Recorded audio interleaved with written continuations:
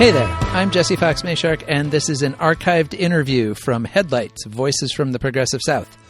Headlights is a production of the Progressive South, a nonprofit media platform dedicated to amplifying progressive voices and values across the southern United States. You can find more information about us, including how to support our efforts, at our website, theprogressivesouth.org. We're on a summer hiatus from Headlights while we work on adding some new features and content, but in the meantime, I wanted to highlight some of our interviews from the past year for anyone who missed them. Of course, you can find all our prior episodes, 57 so far, in the archives.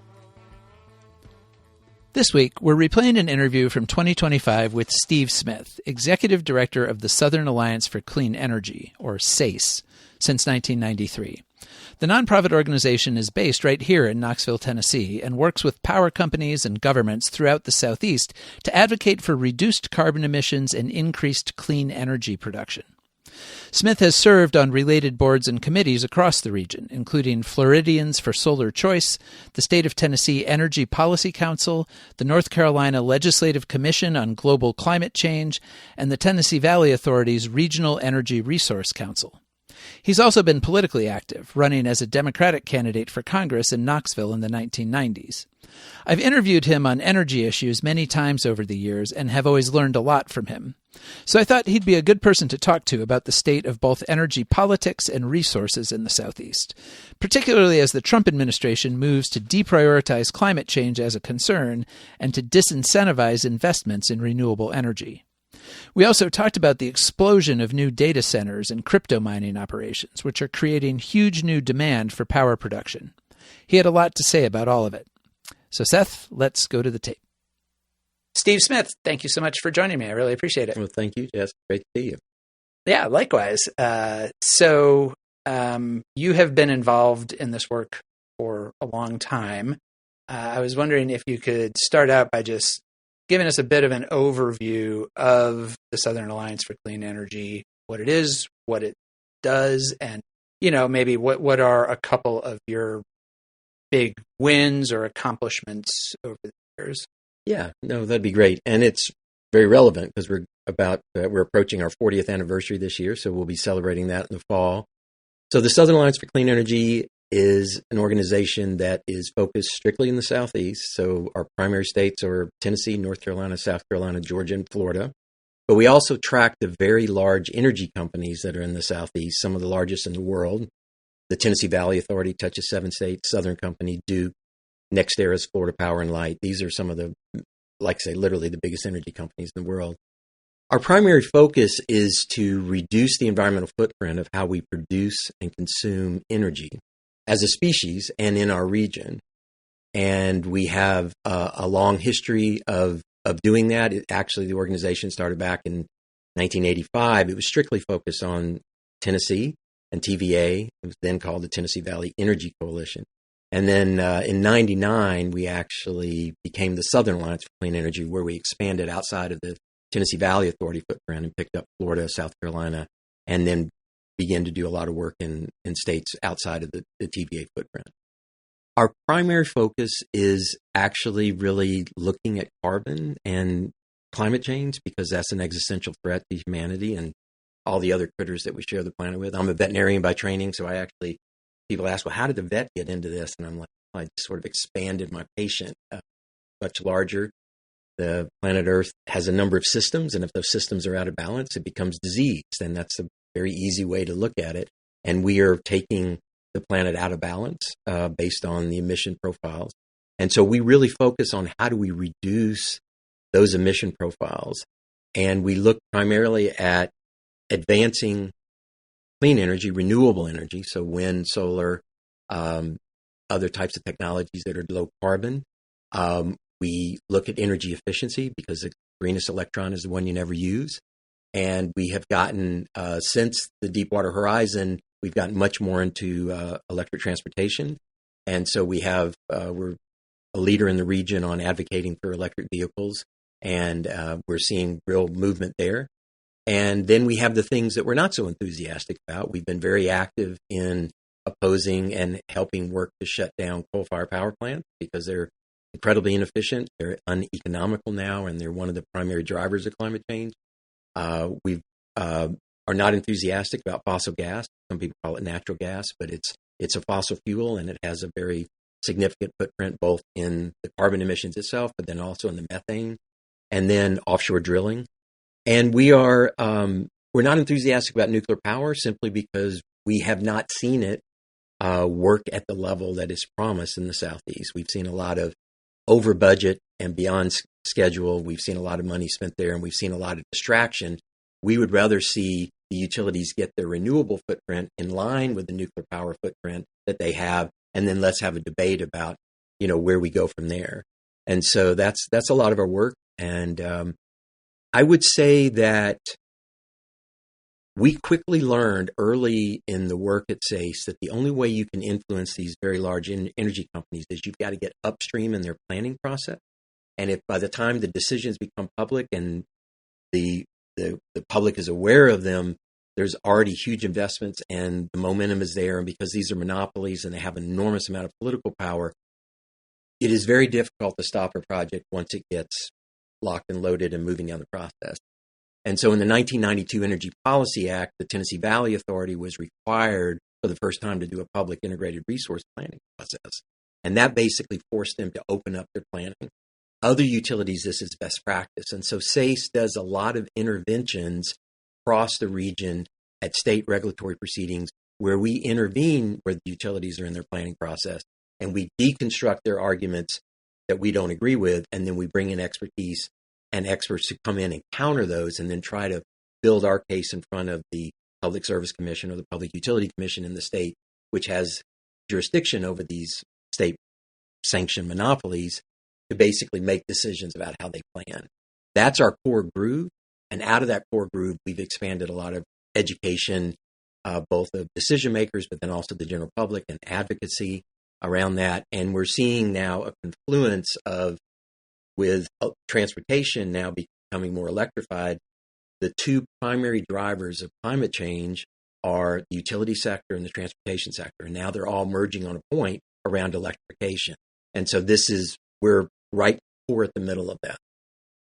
And I would say some of our biggest successes have been, to really be a part of the collective we. Lots of people, lots of things have gone on, but we've run very aggressive campaigns against coal because we believe that it is such a cradle-to-grave destructive process. We saw it with the Kingston coal ash spill. We've seen it with the damage to the Great Smoky Mountain National Park. We've seen it with human health implications. And because it was a primary driver of climate change, it has been a big part of our campaigns over the years. And we've also been very strong advocates for actually getting the South to catch up with other regions of the country in renewable energy development. And now we're actually seeing the South become a leader in some states. And that was a real battle because there was a period where I used to joke, the utility executives thought the sun doesn't shine, the wind doesn't blow in the Southeast, nothing grows. And so we had to overcome that skepticism of renewable energy. But now there's actually, like Florida Power and Light has got one of the most aggressive solar programs in the country, if not in the world, underway right now. So there are successes like that. Got a lot of battle scars, a lot of gray hairs from these battles over the years, but I think we've seen real tangible success. So where were we as of January 19th of this year in the Southeast in terms of adopting and embracing clean energy? How much momentum was there? How were you feeling about the overall landscape here at that point? Yeah, we have felt a growing tailwind of support really over the last decade in the Southeast, because as utilities became more familiar with renewable energy, as they begin to figure out how to integrate it onto their systems, we've actually seen some utilities really stepping up and doing more. And it's been refreshing. I can remember the first megawatt of solar that went on in the TVA system. We applauded, but it's now we're talking 1,000 megawatt scale types of deployment, which are gigawatt. So that tailwind has been growing. What really accelerated it was under the Biden administration with the Inflation Reduction Act, there was a very well-crafted, tight initiative to say, we are going to actually transform energy production in this country and become a leader in clean energy. We are going to take up the challenge and compete with China.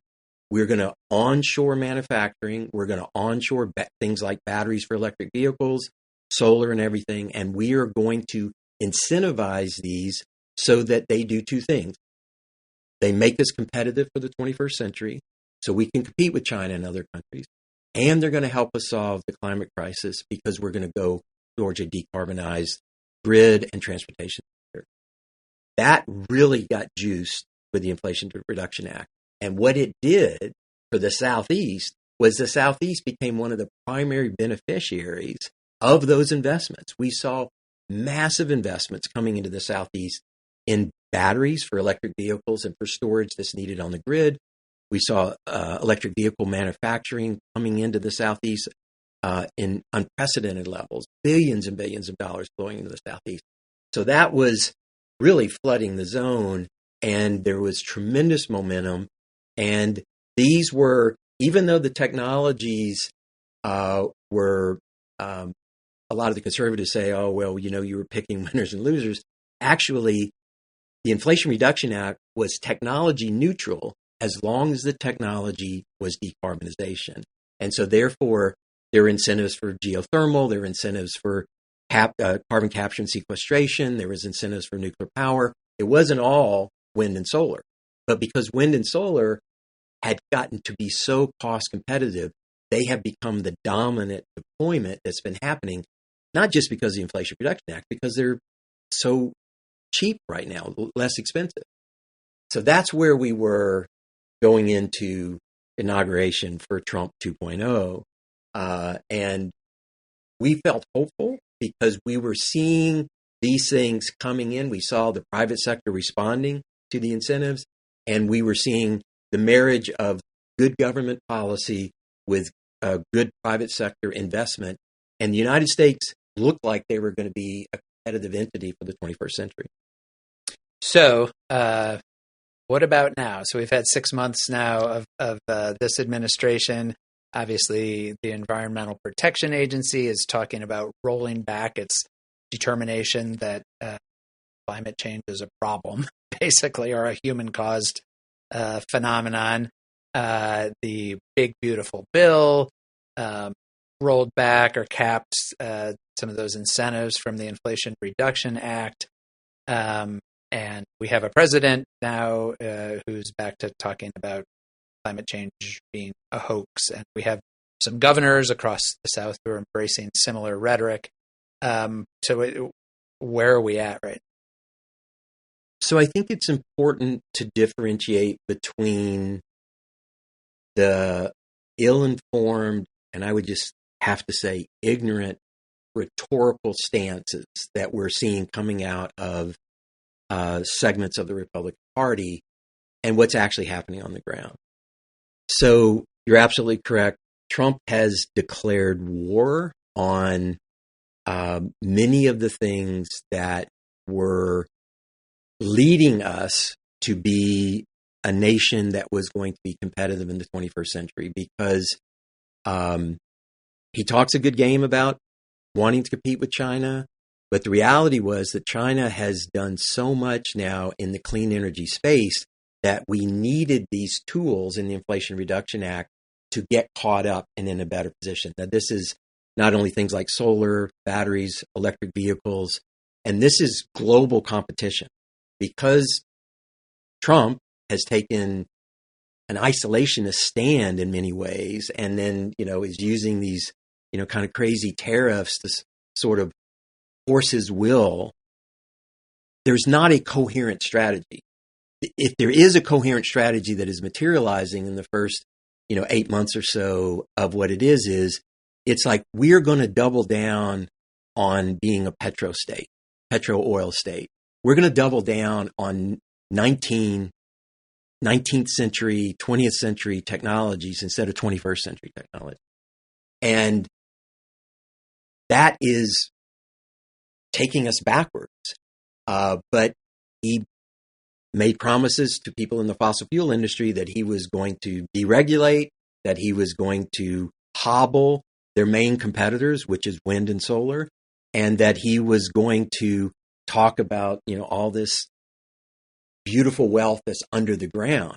The problem with that is it's anti-progressive, it's anti-scientific, and is anti-global competitive, because as you extract those things from the ground, you release them into the atmosphere, and you can act like you don't understand the science, you can act like it, but it's like gravity.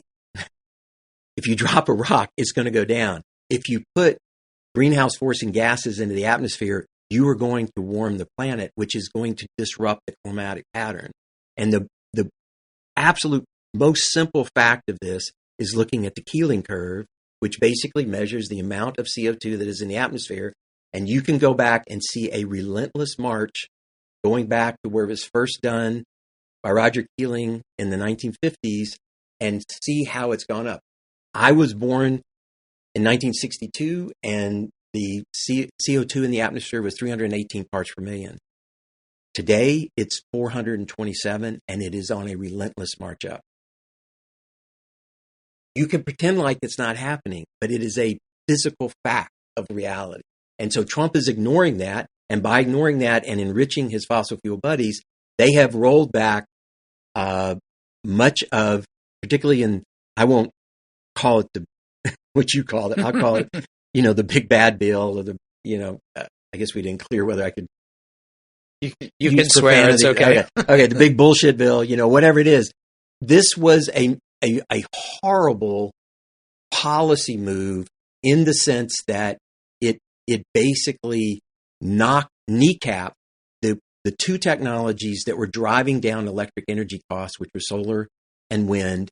And then it is also, I think, very significantly damaged the American automobile industry's ability to be a global competitor, because it has de-incentivized their ability to move from internal combustion engines to electric vehicles, and it has damaged a lot of the investment. And we are seeing that in very profound ways in the Southeast, because projects are now being canceled or being put on hold. There's a tremendous amount of confusion. The bill just passed July 4th, but the whole industry now is starting to freeze up. And Trump did some other very devious things, because there was a very radical version of the bill that came out of the House because of the Freedom Caucus and other things like that. The Senate tried to put some rationality onto the bill by saying, okay, look, if you're going to unwind some of these incentives, at least allow a glide slope, so that projects that are already been capitalized and already been going and starting to move, allow them time to phase down instead of having a sharp cut. Well, the EV tax credits end the third quarter of this year, the end of September. That you're not going to be able to get the $7,500 tax credit. You're not going to be able to get the $4,000 tax credit if you basically buy a used EV. That is going to set the market back very significantly in that sector. And then many of the solar projects and everything, and the wind projects, have truncated versions where they've got to be safe harbored very quickly. This looked like it was going to be devastating coming out of the House. The Senate negotiated it a little longer glide slope, but then Trump, in order to cut the deal with the Freedom Caucus, actually basically has used executive orders to even undermine what's going on in the Senate. So you see some of the senators pushing back. So there wasn't honest dealing in how they set this thing up. So it has led to a very significant short-circuiting of what would have been a planning horizon out into the 2030s that would have set the United States up to be a global competitor. It would have made a very significant dent in the U.S.'s carbon footprint. It would have accelerated the retirement of some of the older, less efficient, dirtier, high carbon emitting plants. And this would have allowed us to make that transition into the 21st century. Now we're kind of in a holding pattern to some degree. Things are frozen up to some degree as we're waiting for some of the rules of this bill to be finalized in the Treasury relative to tax policy and other things like that. So it's a setback, absolutely a setback. And then when you couple with that the fact that there's this massive deregulation agenda where EPA, the one job EPA has, sole purpose, protect the environment. Under this administration, they are actually undermining that core mission, and they're letting the lobbyists from the oil and gas industry get in there and just have at it all the ways to deregulate to allow fossil expansion in this country, while at the same time, you're seeing them actually trying to interfere in every way possible with clean energy development, wind and solar. And all that's going to do, because the United States was already the number one gas producer when Trump was elected. I mean, the Biden administration hadn't really dialed that back too much. What it's done is they've kneecapped wind and solar, which means that prices are going to go up on consumers. And this is what is going to take a little time to get into people's consciousness, but we are going to see significant increases, not only in the electric sector, but in gas, because if you take more EVs off the road that were coming on, then you're going to have more demand for gasoline, which is going to drive the price up, whereas it was actually driving the price down. So this anti-inflation promise that Trump made going in, you're actually going to see, not only are you seeing it with the tariffs, but you're also now going to see it with energy prices significantly going up. And I know we're going to talk a little bit about energy demand going up with some of these data centers and everything, but this is the perfect storm that is going to drive prices up. And I think people need to understand who is responsible for that, and that this is bad policy, both from an economic and an environmental perspective. Yeah, well, let's talk about that growing demand, because, right, in addition to, as you say, maybe, reducing people's conversion to electric vehicles and that kind of thing, we also, across the country, but heavily concentrated in a lot of southern states, are getting this explosion of these new data centers, crypto mines in some places, but, basically these giant boxes that just consume unbelievable amounts of energy that are being welcomed and are being incentivized themselves in a lot of our states. Here in Tennessee, we're seeing our state leadership really roll out the red carpet for Elon Musk and his big XAI project in Memphis. But that's happening everywhere. It's happening in Georgia. It's happening in Alabama. So I guess how are you all approaching that issue? Because I think, for one thing, there's not a tremendous amount of public awareness. Most of these things are kind of built out in more rural areas. People aren't necessarily seeing them, but what's the impact of that going to be? It's a huge question. And anybody who claims they have a crystal ball, or anybody that is telling you with a high degree of confidence that they know, is misleading, because we are somewhat in uncharted territory here. Because, first of all, taking currency digital with crypto and everything, has never been done before. And there's, this administration is very enthusiastic for that. Our senator from Tennessee, Haggerty, is all about, crypto everything. And that has been driving a lot of demand. And then you have artificial intelligence. I personally believe that there is a certain amount of a artificial intelligence bubble that we're seeing unfolding that is causing these massive amounts of speculation. Let me give you an example. In Georgia, we were in the Georgia IRP, the Integrated Resource Plan, where they're looking out over the next 5 to 10 years about what to do. And they were basically saying that they were almost going to have to, double the size of their system because of all of the artificial intelligence demand that they expect, because Atlanta was going to be a place that was really going to be an epicenter for a lot of this. Some of this is speculative because there are people who recognize that you get, first mover advantage if you get into so the utilities have queues of where people are trying to hook up to their grid. And if you can get in there and hold a space, then that becomes valuable. And so there's all kinds of speculation going on to try to get in here. But the utilities have to take that seriously until they know otherwise, right? And so when they're looking at planning, this is causing the speculative growth that is being forecast is something that we haven't seen in decades in the United States, because really from 2010 till after COVID, we kind of had even a flat to declining load growth. Productivity was going up because what we did was we separated GDP, gross domestic product, from energy consumption. And so once you had that separation, you could hold energy consumption flat, but you could still grow. And that was largely done by good programs in energy efficiency. But we're losing that separation. And now you're beginning to see these very energy intensive data centers. You mentioned XAI in Memphis. We've been very actively tracking that and involved in opposing some aspects of what they've done. Elon comes in a year or so ago, and his guys at XAI say, we're going to build one of the largest supercomputers in the world. We're going to have 100,000 graphic processing units. That's the sort of the sense of how the size of these things. And that's pretty large. And it's going to use roughly 150 megawatts. That's a lot of juice. That's, that's really as much as, some small towns use, He gets it worked out a little bit with TVA and Memphis Light, Gas, and Water, the utility over there. And then a few months later, they go, oh, well, we're going to 10X. We're going to go from 100,000 GPUs to 1 million.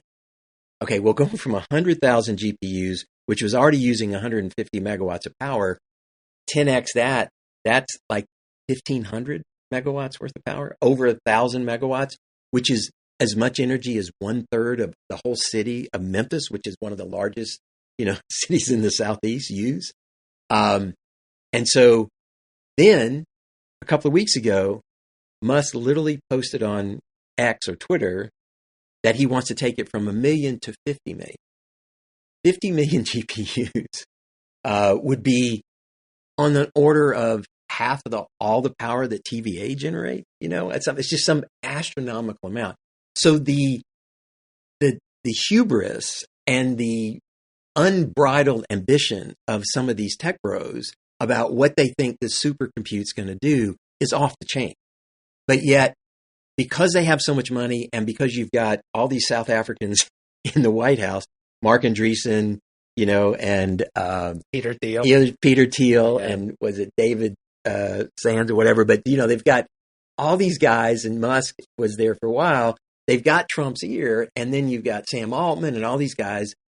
Let's hurry up and break something so that we can then come in and remake it. So it's out of control right now, and the utilities are really struggling with what to do. Matter of fact, MLG&W eventually told Musk, we can't move that fast. We're not going to do it. So what does Musk do? He goes and buys a gas plant somewhere else in the world, is bringing it right across the state line in Mississippi, and is going to try to have it. So this is what you'd call a behind the meter, 1 gigawatt plus kind of gas plant, which is like unprecedented. Some of these guys have tried to start up old nuclear plants, like what's happening at 3 Mile Island. Meta's down in Louisiana, talking about massive getting in with the gas fields. Texas and Pennsylvania are both talking about, well, we've got access to these gas fields. Maybe we'll build gas plants just to supply. So AI now is becoming a major engine of demand. And unfortunately, whereas many of these technology companies, Apple, Amazon, Meta, Google, had very ambitious carbon goals, they're all now letting those slip. And what they're doing is many of them are rushing to build more power sources out of fossil gas that is going to set them back on their carbon goals, and going to set our country back.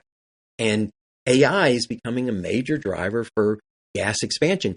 If you order a gas turbine today, you can't get it now for 6 years. That's how backlogged they are, which again is why prices are going to go up.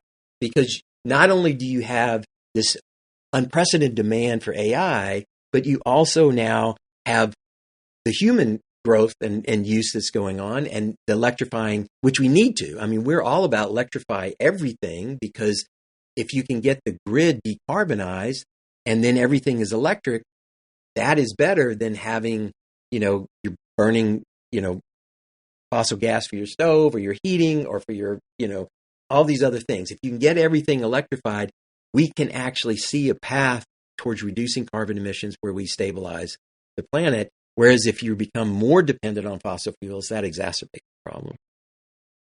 So this is a fairly cloudy forecast at the moment. But what is going on the ground in terms of clean energy? I mean, you talked about the ways that some investments are going to be dialed back and incentives are probably going to affect consumer behavior. But it does also seem that solar and wind in particular have reached a real level of viability and economy where even without some of those incentives, people are still building them, right? So how much activity is there going to continue to be on the clean energy front, even with those kind of rollbacks from the federal level?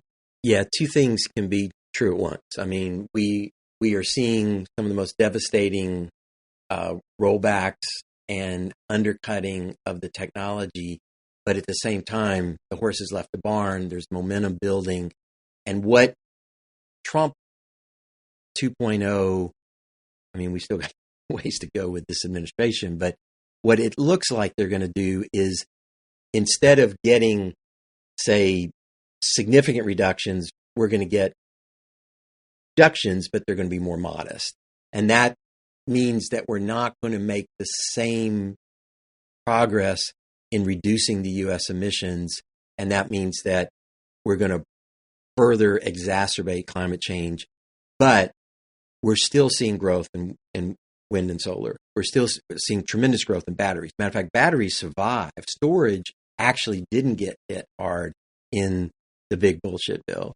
And interestingly, a trifecta of a Republican Congress and White House basically effectively said, yes, we're still willing to incentivize with federal dollars decarbonization. We're just going to do it for the ones we like. So because Chris Wright at the Energy Department has a history in geothermal, they're looking at advanced geothermal. There's always been this, favoritism towards nuclear power, even though the Republicans used to always tell me, well, we can't do solar. We don't want to pick winners and losers. They're certainly picking winners and losers right now. And they're basically making solar and wind lose, and they're putting heavy bets on advanced nuclear that they want to do. And pulling carbon out of the air is still being incentivized in the bill that passed.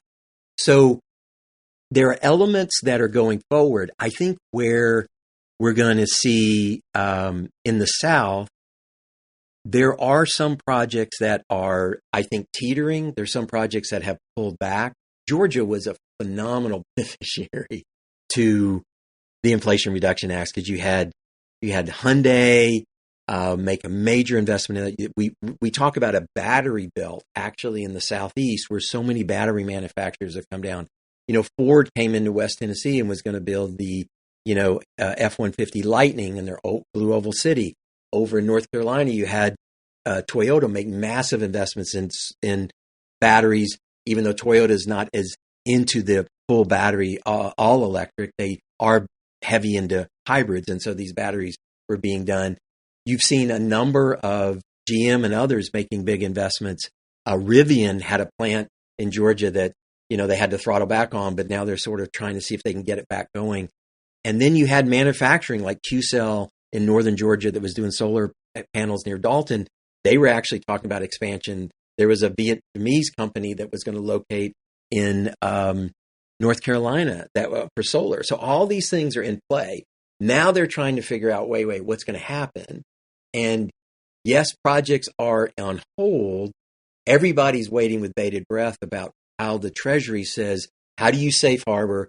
And then they threw this other thing in there called foreign entities of concern, which means that if some piece of your product is made in China, North Korea, Iran, or Russia, then you don't get favored treatment. And so this has basically, everybody's waiting for those rules to be figured out because they become more aggressive and it's primarily targeted at China. And you could literally have a screw or something in a inverter that is manufactured in China, and it would disqualify you. It's that kind of aggressive. And those terms are still being worked out.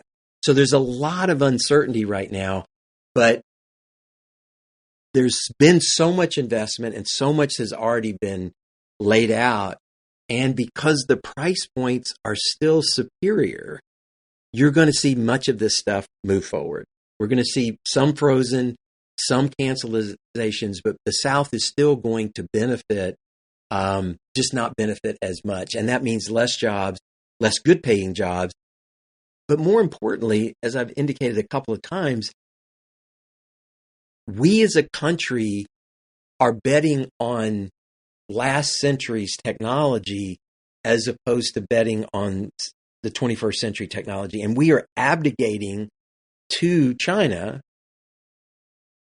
solar, batteries, and electric vehicles. And people say, okay, well, that's fine. Well, the reality is electric vehicles are getting so good now, and the price points are coming down so fast, particularly in China, that they are going to eat our lunch internationally. And I would not be surprised if we don't see another bailout in the future for some of the U.S. automobile industry because they had momentum. It got kneecapped by the big bullshit bill, and now you can see Ford trying to figure out what to do next. GM's trying to figure out, Chrysler's trying to figure out what to do next because they don't really know. And when you have the commander in chief, talking down the 21st century technology, then people are confused. And there's a lot of people that listen to Trump as if he's some sort of prophet. And the reality is he's basically looking in the rearview mirror and talking about what used to be and trying to keep propping that up instead of looking out the windshield and seeing where we're going.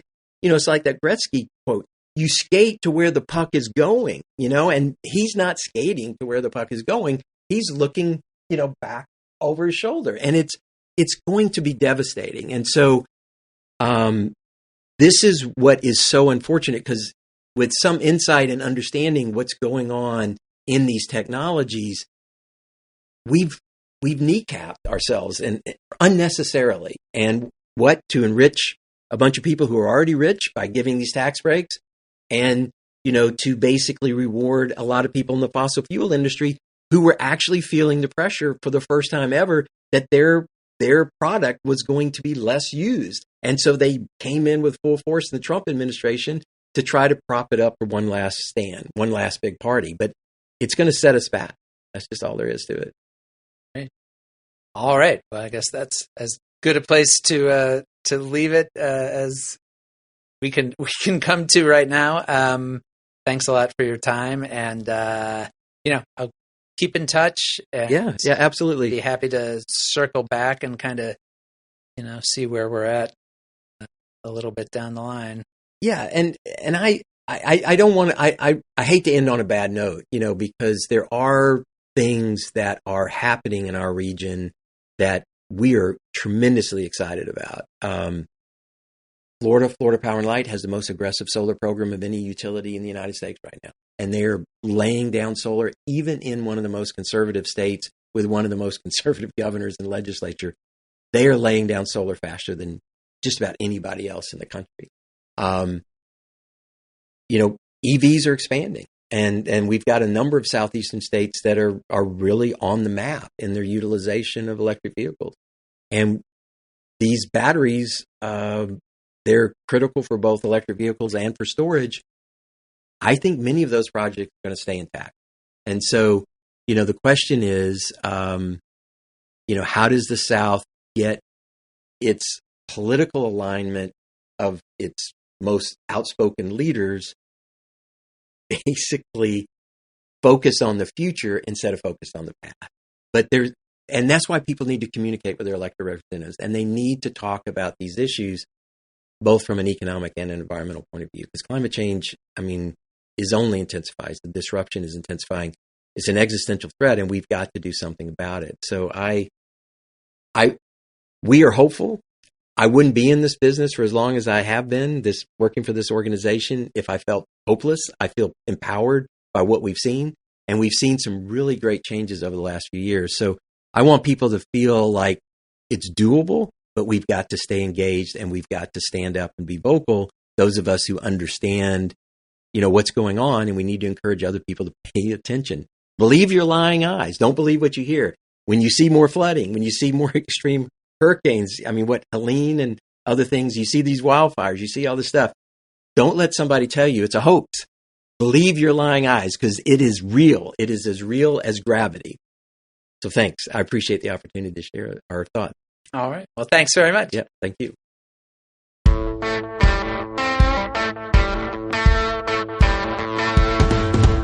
And that wraps up this archive interview. Remember, you can find any episodes you've missed right here in our archives. We'll talk to you soon.